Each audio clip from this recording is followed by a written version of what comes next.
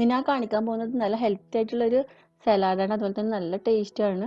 അപ്പോൾ ആദ്യം നമുക്കൊരു ബൗളിലേക്ക് ഒരു ചെറിയൊരു ക്യാരറ്റ് ചെറുതായിട്ട് കട്ട് ചെയ്തിട്ട് കൊടുക്കാം. അതിലേക്ക് അതുപോലെ തന്നെ ഒരു ചെറിയ കക്കിരിയും കൂടി മുറിച്ചിട്ട് കൊടുക്കാം.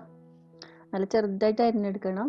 പിന്നെ വേണ്ടത് ഒരു ക്യാപ്സിക്കാണ്, ചെറിയൊരു ക്യാപ്സിക്കാണ് ഞാൻ എടുത്തിട്ടുള്ളത്. അപ്പോൾ ഇത് എൻ്റെ അടുത്ത് എല്ലാ കളറും ഉണ്ടായതുകൊണ്ടാണ് ഞാൻ എല്ലാ കളറും ഇട്ടത്.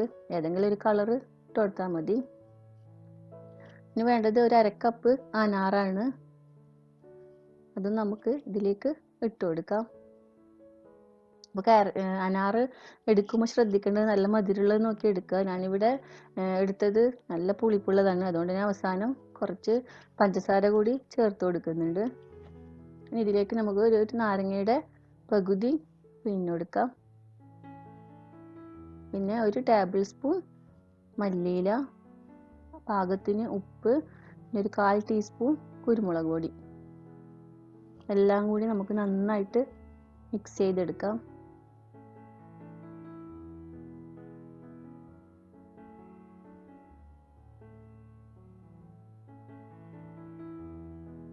ഇവിടെ നേരത്തെ പറഞ്ഞ പോലെ നല്ല പുളിപ്പുള്ള അനാറായതുകൊണ്ടാണ് ഞാനിവിടെ ഒരു 1/2 ടീസ്പൂൺ പഞ്ചസാര ഇട്ട് കൊടുക്കുന്നത്. അപ്പോൾ നിങ്ങളുടെ എടുക്കുന്ന അനാറ് മധുരമുള്ളതാണെങ്കിൽ ഇതുപോലെ പഞ്ചസാര ചേർത്ത് കൊടുക്കേണ്ട ആവശ്യമില്ല.